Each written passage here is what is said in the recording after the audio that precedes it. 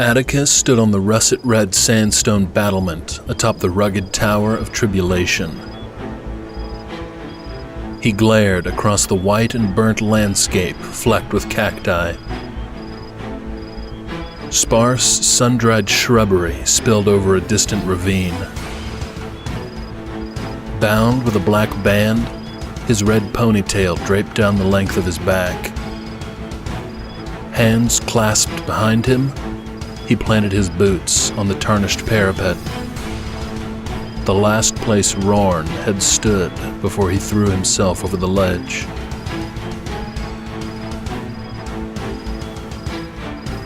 Rorn had plunged 140 feet, where he smashed face first into the sand.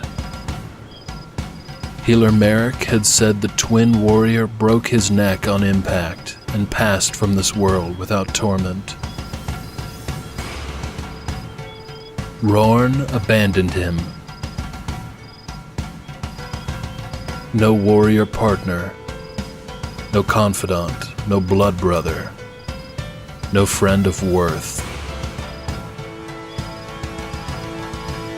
Atticus gazed over the ledge and spat. Coward! Sticky hot droplets spattered on the back of his neck. His head snapped up.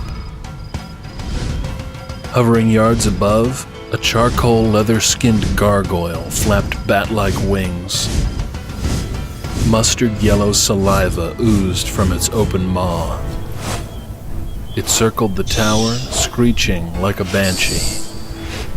A scavenger searching for its next meal. Come to me, Fiend! Atticus gripped the pistol in his leg holster, but hesitated. Not that way, he thought. With rawhide gloved fingers, he snatched the pearl-encrusted hilt of his sheathed short sword, freeing the blade from its scabbard. The beast swooped. Talons reached for his scalp, but Atticus ducked and rolled. He bent his knees and thrust forward. The gargoyle dodged to his right flank, evading Atticus's strike. Atticus cursed, then repented for the swearing, and muttered a quick prayer for aid against the foe.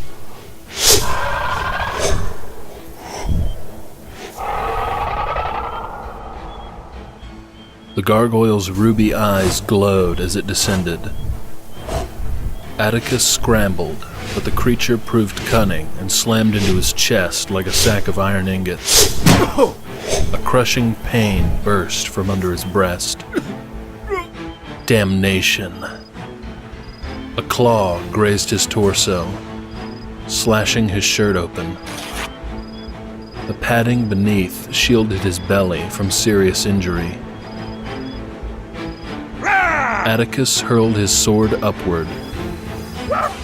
The blade's tip struck the gargoyle's underbelly, but ricocheted off the scaly hide before clattering to the floor.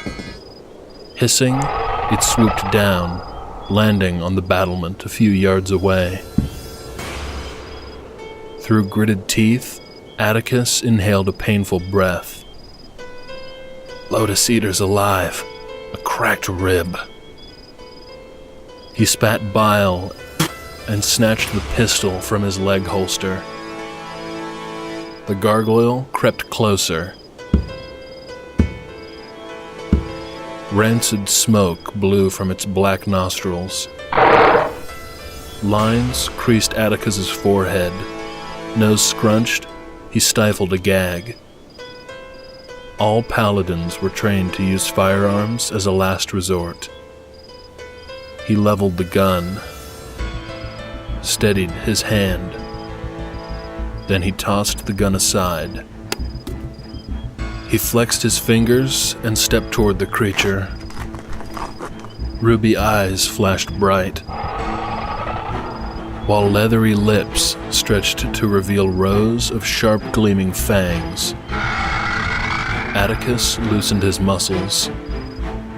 Facing the creature but turned slightly sideways, he assumed a staggered stance. His hands glided into the position near his chest and abdomen. Fingertips slanted and partially spaced. "Let's end this, you bone-sucking fiend!" The gargoyle lumbered forward, tilting its head back, mouth gaping, screeching vehemently.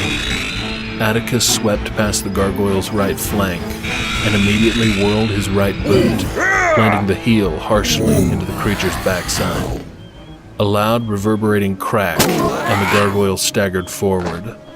While the creature still remained dazed, Atticus dashed to its opposite flank, where he delivered another high kick to the creature's broad, bony shoulder blade.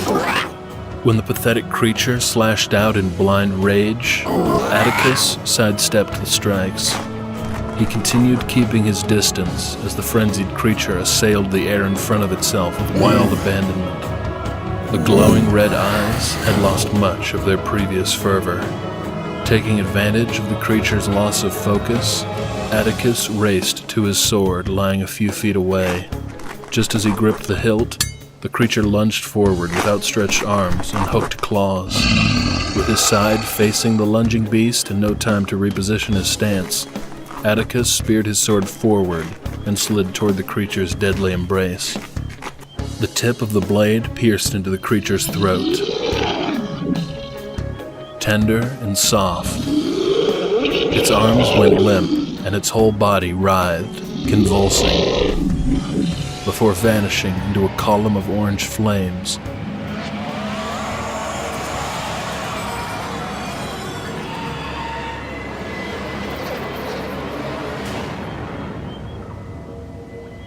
Leaving Atticus standing with sword held in midair.